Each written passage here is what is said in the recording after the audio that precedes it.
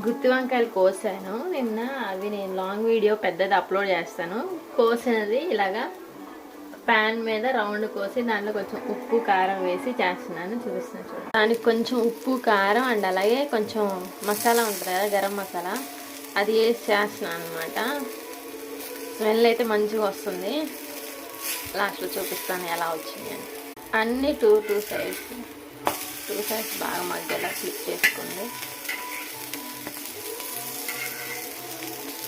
గుత్తి వంకాయలు కాబట్టి పెద్దగా ఉన్నాయి కాబట్టి ఇలా చేసుకుంటే మంచిగా ఉండేది. ఏమన్నా మనం పప్పు చారు అలాంటి వాటిలో సైడ్ ఫ్రైడ్ లంచుకోవడానికి లాగా మంచి టేస్ట్ ఉంటుంది.